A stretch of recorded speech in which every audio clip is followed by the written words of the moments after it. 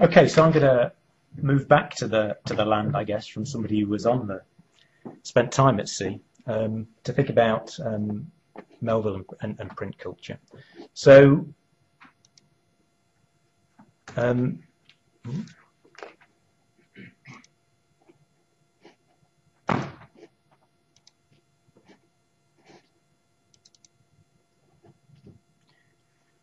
apologies in advance if you feel seasick while you're watching this. Okay, so I'm going to talk to you about a book that I've been writing for the last year, and this is a book about Herman Melville and about the magazine writing that he published in two magazines, Putnams magazine and Harper's magazine, between 1853 and 1856, a very short period of time. And maybe to start off with, I might just kind of put this in a bit of context, just to see where this occurs in his career. This isn't incidental, I think, because Melville's an unusual writer in the sense that he turned to short forms from long forms. Normally, it's the other way around. So, starts publishing in the end of the 1840s, writes novels, what we would now call novels, based on his travels in the South Seas, so Taipei, Omu, and then his attempt at a kind of more experimental fiction, Mardi. Moves back to more autobiographical writing with Redburn and Whitejacket, before moving on to the novel that he's best known now for, Moby Dick, which he followed with Pierre. And we now know, although there's no hard material evidence, there is, I guess it's circumstantial evidence, that he wrote another novel, The Isle of the Cross, which is now either lost completely or sitting in somebody's attic or is undiscovered and is unread. And after this, he turns to magazine writing. So these are the stories that or the works that he publishes. I hesitate to use the word stories, partly because I don't think he thought about them in those terms. He never referred to them as short stories, for instance. He referred to them as articles or tales, or in one occasion a brace of fowl that he offered to one of the publishers. So he published in these two magazines, seven pieces in each between 1853 and 1856. He also publishes Israel Potter in Putnams magazine, serialized in 9 installments through 1854 and 1855, which then subsequently published. Some of the Putnam stories, and then all of them, are then published in the Piazza Tales. And then he writes The Confidence Man, and that is him done with fiction, apart from Billy Budd, which remained unpublished at his death. After 1857, he turns to writing poetry. So it's that short period between 1853 and 1856 that I'm interested in. So why? Why did I want to write this book? After all, it means revisiting a story that Hester's already mentioned, one of his most famous pieces of writing, Bartleby, the Scrivener, A Story of Wall Street. Now, Bartleby's a remarkable story, remarkable for its persistence more than anything. So I've not done the adding up here, but I suspect it is the most written about short story in American literature. And certainly no other story has been described as having an industry connected to it, as Bartleby has.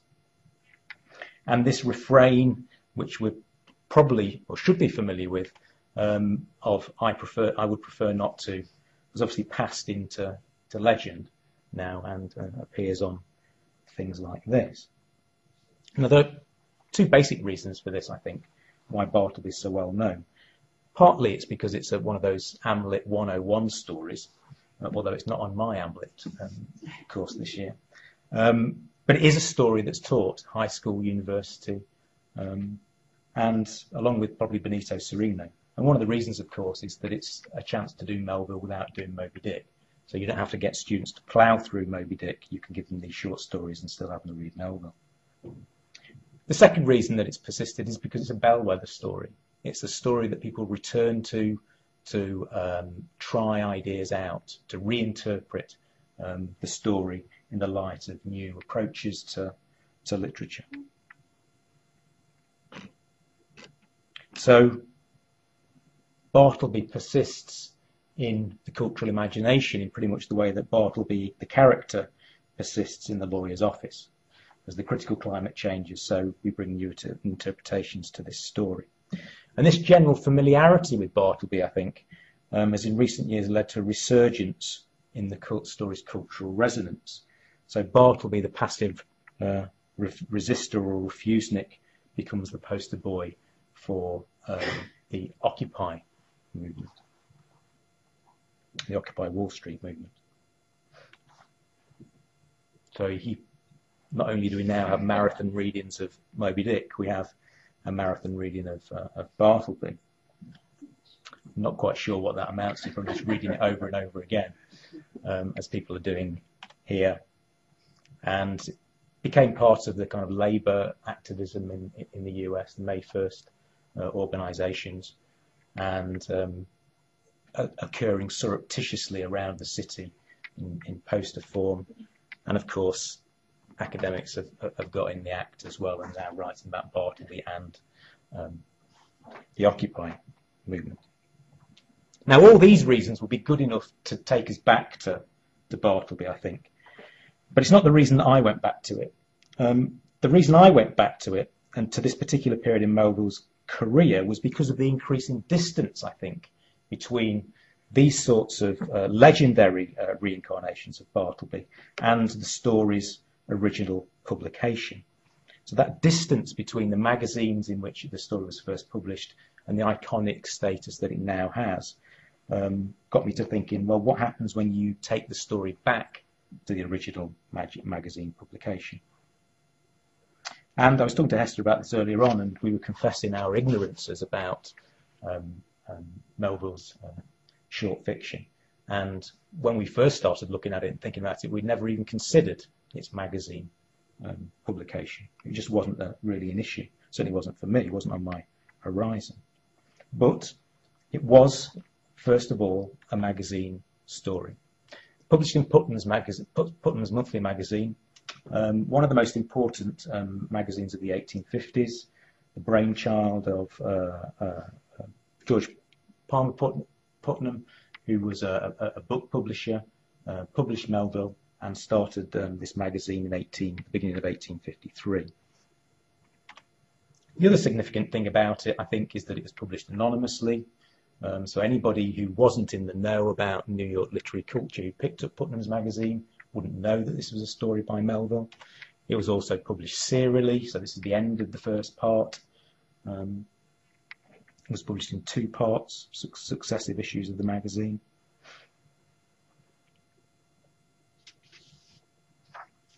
And yet, in this expanse of Bartleby criticism, the most written about American short story, Putnam's attracts little more attention than an object to which the magazine compared itself in its very first editorial of January 1853. So it said, the magazine said, it was a speck of stardust in the celestial dairy of America. And this is pretty much what the place of Putnam's in literary criticism is, criticism of Bartleby. So one aim of the book then, a reason to going back to Bartleby and to Melville in this particular period, was quite straightforward. It was to reconnect these stories with their original print incarnation. So the way that I decided to approach this task was to try and think about a kind of concept which might help us consider the way that Melville and other writers were working in these kinds of print culture environments in this period. So I came with this idea of embedded authorship. And there are several components to this idea, I guess. I don't have time to talk about them all today. So the chapters of the book are kind of look at embeddedness in different kind of formats. So one section is about how Melville's stories interact or embedded in certain genres that are important in the 19th century, certainly kind of sketch and tale traditions that magazines are publishing. I also think about the paratextual dimension of the stories. So often people think about books in paratextual terms. We don't always think about magazines in quite the same way. And of course, magazines are forms of publication where material is juxtaposed against one another, sometimes with good reason, often in this period without, it would seem, good reason. So trying to think about how magazines are put together, what else they contain apart from Melville's stories. And the other thing that I try to think about is Melville's recycling of sources. So he was a famous recycler of material. And in his magazine writing, more so than even than his other work, he did actually just rewrite text. So he rewrote Amasa Delano's voyage in Benito Cereno, and Israel Potter rewrites a ghost-written autobiography of the real Israel Potter in his time after the war in the War of Independence and his time in France. So Melville just took sources and rewrote them. So these are kind of forms of embeddedness that I talk about in the book that I'm not going to talk about today. But one reason to use this idea of embeddedness or the embedded was really to bounce off other work that's tried to position Melville in the course of the 19th century. Work that's kind of grappled with spatial metaphors, I guess, to understand his place in literary and cultural history. So Lewis Mumford described Melville standing alone in the desert. William Spanos writes of Melville's exilic silence in his later work. And this is often a way in which critics like to imagine Melville as a writer in isolation. Of his short fiction, Marvin Fisher chooses the words or chooses the idea that Melville goes under as a literary strategy to become our first major underground writer.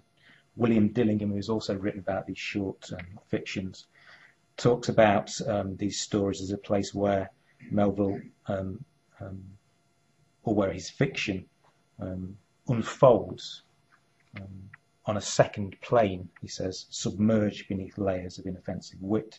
So this idea that there are kind of much deeper meanings than is evident in magazine fiction.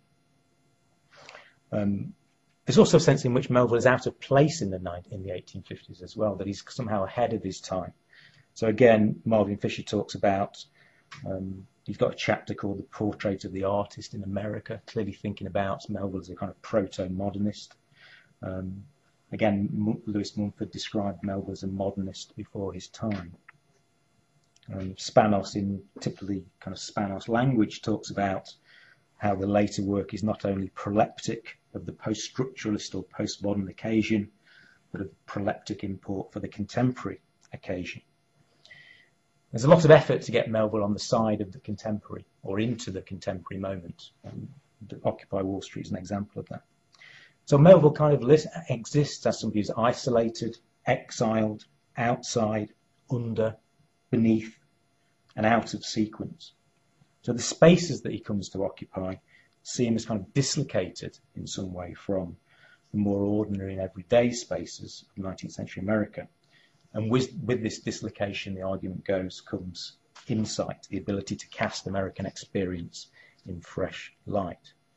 I don't have any objection to this kind of privileging of Melville's position or to these modes of understanding his work, but I think the notion of embeddedness tries to reorient Melville and his work in a slightly different way by fixing him rather than dislocating him.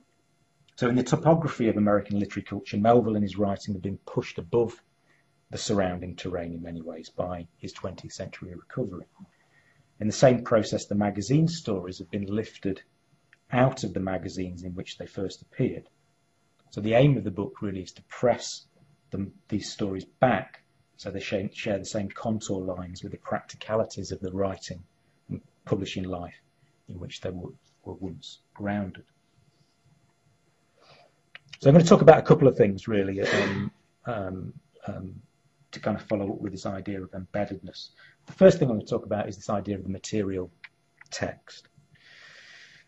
So for Melville, I argue in this book, authorship was a material as much as a cerebral or discursive activity. And his sense of this material nature of writing, of authorship, was heightened by his move away from New York City in 1850 to rural West Massachusetts and to the town of Pittsfield. So Melville moved away from a developing literary culture in New York, and he found himself in one of the most important paper producing locations in the US. And I think this changed his relationship with the material production of writing. So my favourite anecdote about Melville is the one where in January 1851 he gets on a sleigh with his family, his wife, his mother-in-law and one of his sisters, and they travel, pulled by their horse called Charlie, through the snows of the Massachusetts winter, and they go to a town called Dalton in the Berkshire Hills.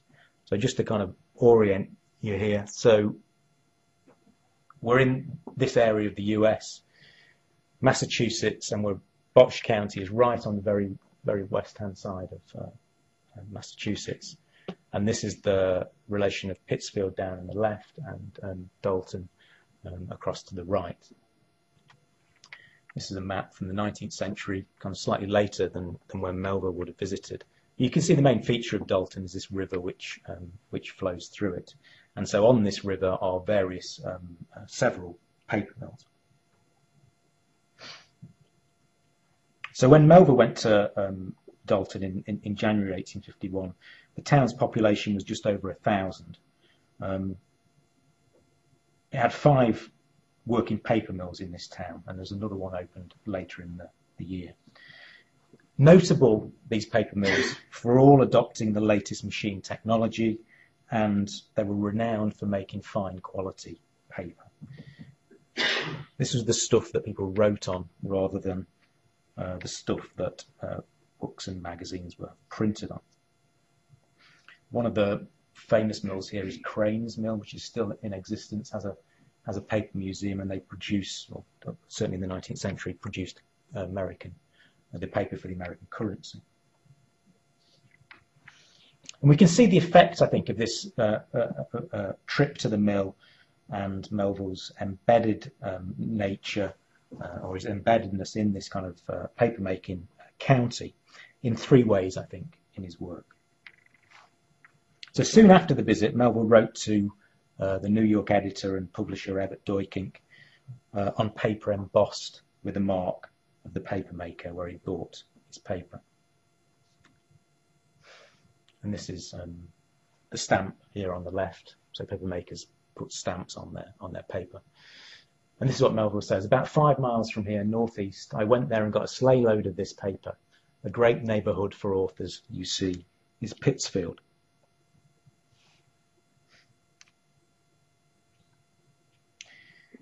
Now, Berkshire County was home to several other writers familiar to Melville during this period, most famously Nathaniel Hawthorne, but also William Cullen Bryant, Longfellow, Catherine Maria Sedgwick. But rather than this writerly network, I think the annotation on Melville's letter suggests that Berkshire County was a great place, a great neighbourhood for authors because of its paper-making industry. This was more important, I think, to Melville than the authors who lived in this region, for his sense of what made a great neighbourhood for authors. And the paper he bought in Dalton was the paper on which he finished writing Moby Dick. The second way I think we can see the effect on Melville is in the sense that I think buying paper directly from a local mill also provided him with the material not only on which he wrote Moby Dick, but in the setting of one of his more famous stories that he published in Harper's Magazine, Paradise of Bachelors and the Tartarus of Maids. And what critics have done with this story is kind of a perfect illustration of how Melville is often uprooted from magazines and from the material world of paper and writing that's so important to him. So what critics do is to mistake the economy of print for the economy of paper. So when people write about this story, they're often obsessed with the machine that the narrator is watching produce this paper, rather than the paper itself. So a writer writing about machine-made paper, critics assume, must mean a writer writing about books and publishing, the industry of publishing, and what happens to print when it circulates. And writing about mechanisation must also mean writing about the industrialisation of bookmaking and publishing, in which writers are now caught in a system of exchange. People have argued that watching a machine make paper created an anxiety in Melville, an anxiety about the craft of writing. But I think it's the reverse. Travelling to a paper mill by sleigh and buying his own store of fine quality paper is just as likely to have reaffirmed or confirmed Melville's sense of himself as a craftsman. There's certainly little anxiety in the letter that he sends to Duyking.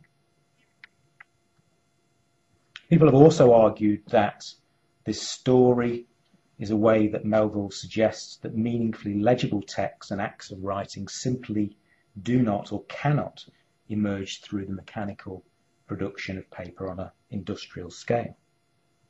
But the fact that Melville finished Moby Dick on this book, on this paper, on machine-made paper, surely proves otherwise. Surely there's no other or no more meaningfully legible text in American literature than Moby Dick.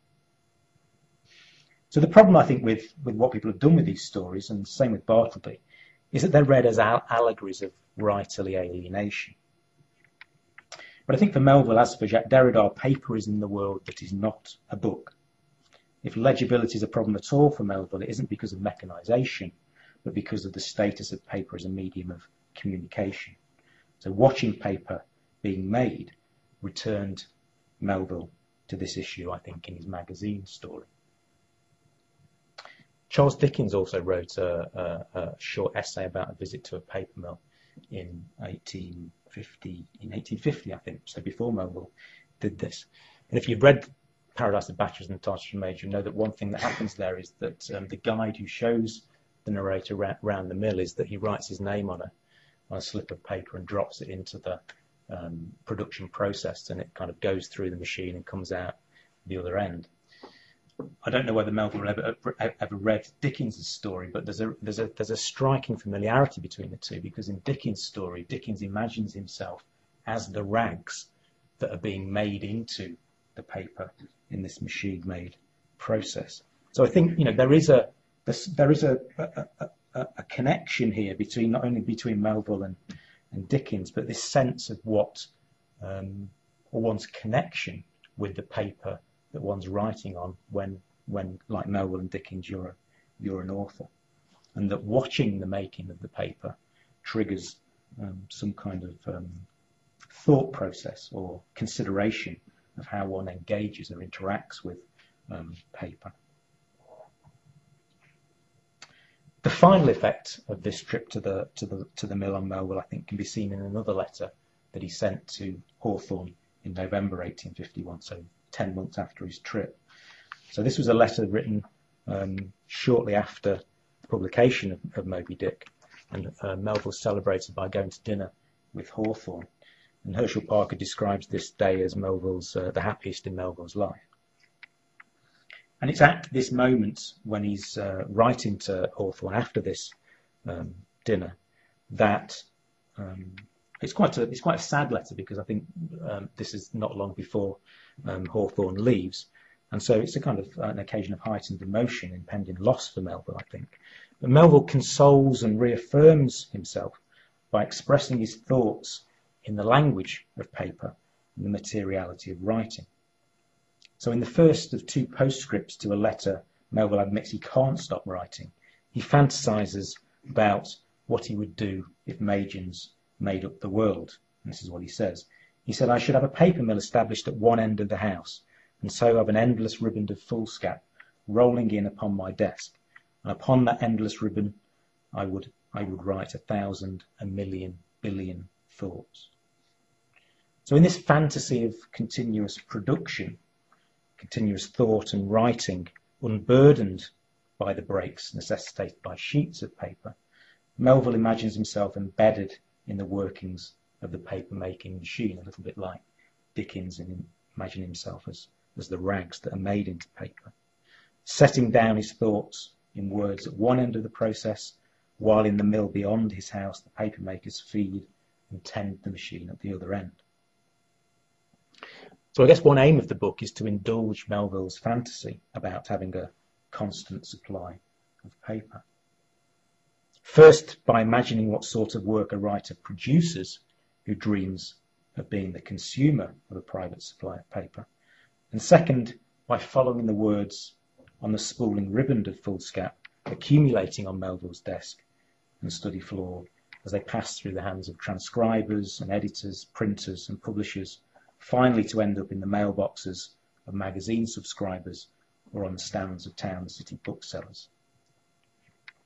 So I think one of the principal things that embedded authorship means for me in this book is that an author's stories are not only texts whose form and content are subject to interpretation following publication, but material objects that bear witness to the circumstances and processes by which they come to publication. So what about the magazines themselves then? I mean, one of the aims of the book is to look more closely at the magazines and to think about Melville's interaction with them. And the starting point, I guess, for this is that magazines were a feature, although they'd been a feature of literary life in Europe and America for many decades, they grew in number exponentially in the 1840s and 50s, partly because of the development of print culture taking advantage of these mechanical advances in printing and paper making, faster transportation networks, healthy literacy rates, and an expanding and diversifying urban consumer. So between 1841 and 1860, the number of magazines published each year doubled from around 500 to close to 1,000. And on average, more than 120 magazines were founded annually during the same period. As I said earlier, both Putnams, who published Melville's books, and Harper's, who published Melville's books, moved into the magazine publishing world. Exponential increase in print page numbers meant that writers were in demand. Melville was regularly approached for contributions to magazines. The fact that he became a magazine writer, though, wasn't inevitable. So in 1851, he was asked to contribute to Holden's magazine, and he refused on the basis that he didn't want any distractions. He was writing Moby Dick at this time. So he said, "I'm not in the humour to write the kind of thing you need, and I'm not in the humour to write for Holden's magazine." By 1853, after the failures of Moby Dick and Pierre and the rejection of the Isle of the Cross, his humour clearly changed. He couldn't afford to do without these kinds of distractions. And at this point, he was pitched into an entirely different publishing environment. And one thing I'm particularly interested in the book is the editors of these magazines, and especially the editors of Putnams. So Melville was caught up in the aesthetic and gatekeeping of these magazines, I guess. And the key figures here are Charles Frederick Briggs, himself an author in the 1830s and 40s who moved into magazine newspaper editing, and also George William Curtis, who travelled in the Middle East, wrote a couple of kind of travel books as a result of that, and then himself moved to newspaper editing and writing.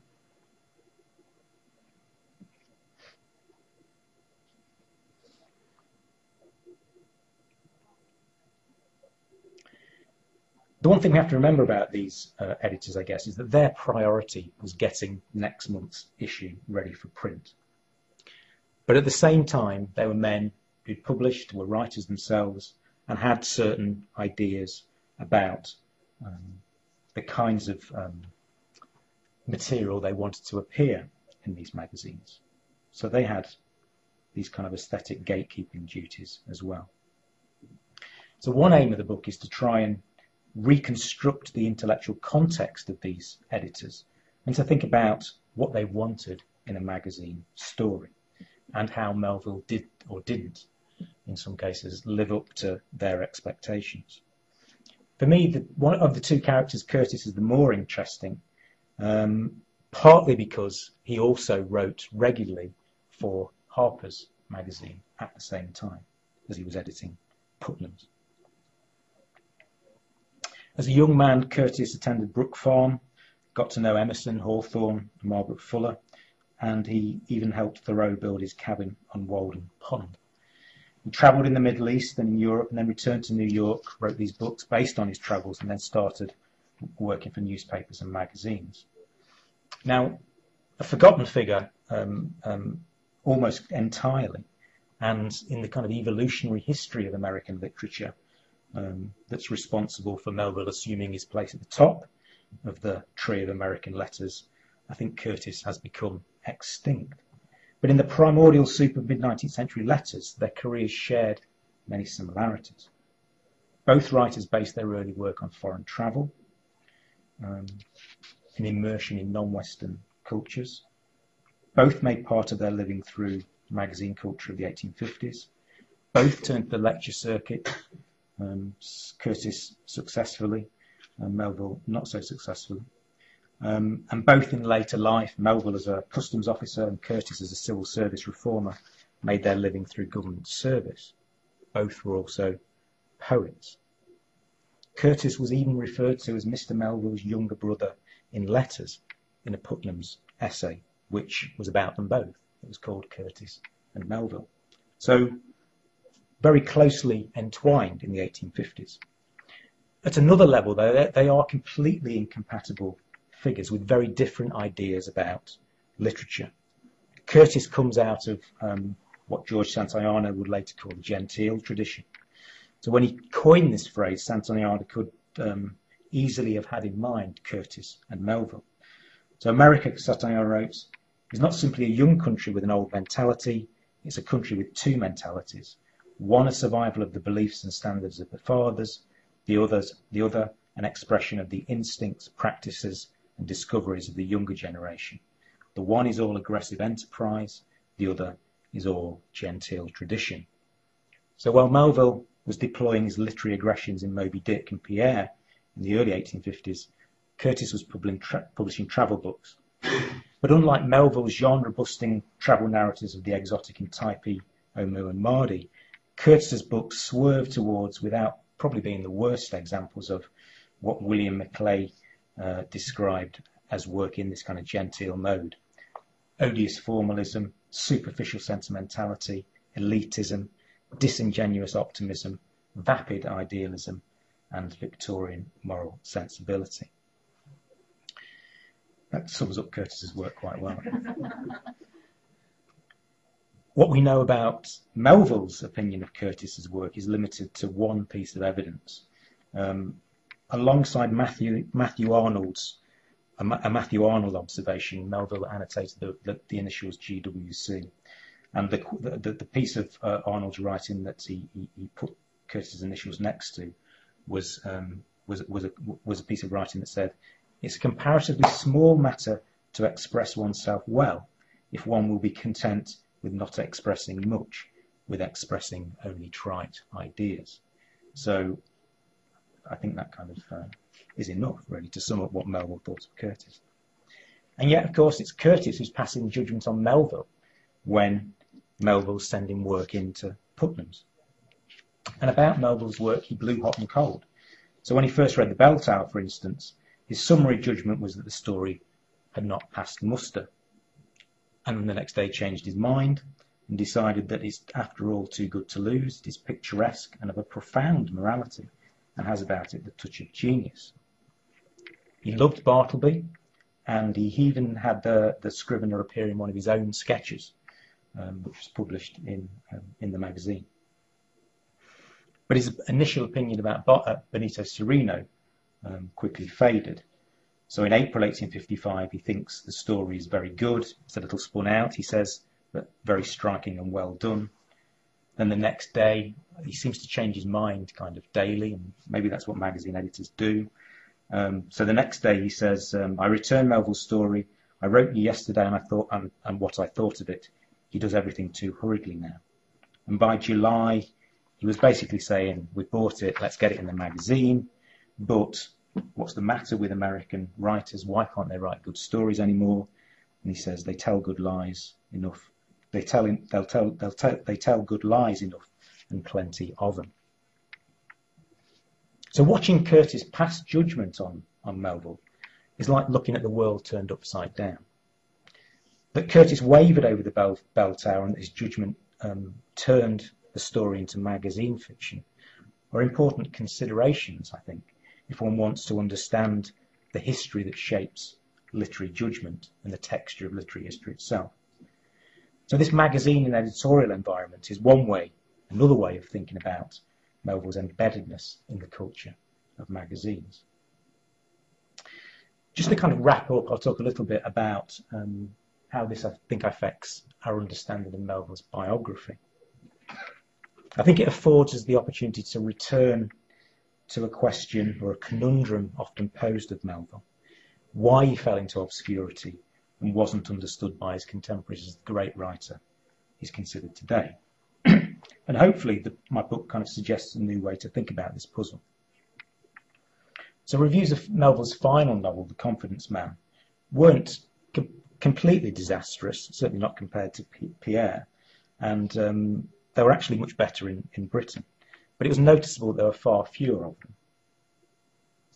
Even the good reviews looked back fondly to Typee and Omu, as they tended to overestimate Melville's capacity to sell books.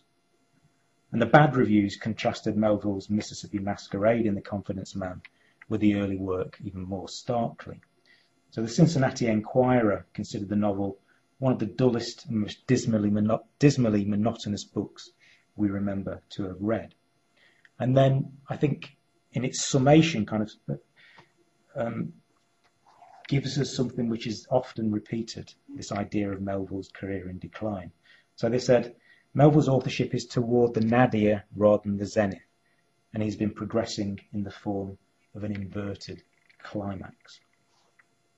And I think this is a common view of Melville, that he lost his way somehow, that the accelerant of his early career was used up quickly by the literary world in which he wrote. So Melville burned brightly, but there was no infrastructure in place to help him preserve fuel. And the magazine years are the kind of fulcrum, I guess, on which his reputation and success are balanced. They mark the start of the wilderness years. And yet the magazine years also interrupt this declension narrative. So given the subscription numbers, certainly of Harper's, which was, certainly the distribution numbers, which were anywhere up to 200,000 copies per issue, Melville's fiction reached a much broader, wider audience than it ever had. Even the less popular Putnams sold many more copies than the 1,400 that Pierre managed in its first year of publication. Given that Melville's contributions appeared anonymously, and they all appeared anonymously, one was under a pseudonym, but all of them anonymous, most readers were unaware that they were reading Melville. So the magazine form that was supporting Melville's writing career at the healthy rate of $5 a page was simultaneously concealing his identity to the readers who might then buy his books. Now, obviously, there are other factors which contribute to Melville's failure to recover an audience, not least, I think, his determination to experiment. The important point is that when The Confidence Man was published, Melville was paradoxically more widely read than he ever had been. Melville famously declared in a letter to Hawthorne while finishing Moby Dick that dollars damn me. What I feel most moved to write, that is banned, it will not pay, yet altogether write the other way I cannot. I think this makes sense when one thinks about the completion of a large and difficult novel. But when it came to writing for magazines, I think Melville proved that he could undoubtedly write the other way. So rather than an addendum to a once promising career, the magazine years saw Melville's writing flourish in new, imaginative and popular ways.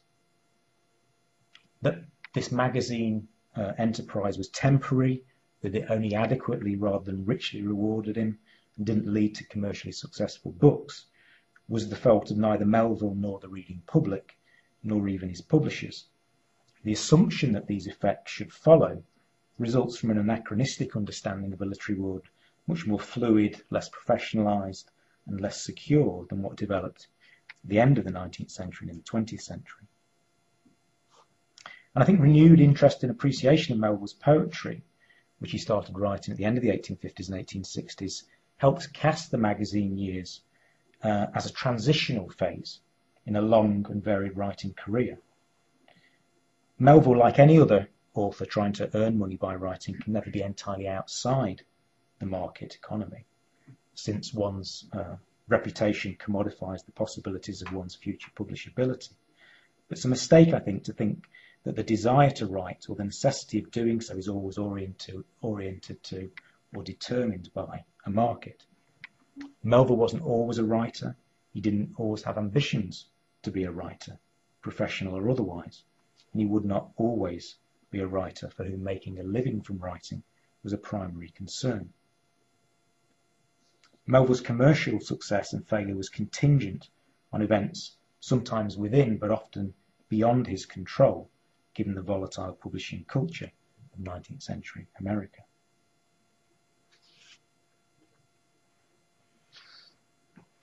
Just to finish, in a really quite perceptive tribute to Melville after his death in 1891, the journalist O.G. Hillard wrote that one chooses obscurity as much as one falls into it, and that Melville was contented to be forgotten.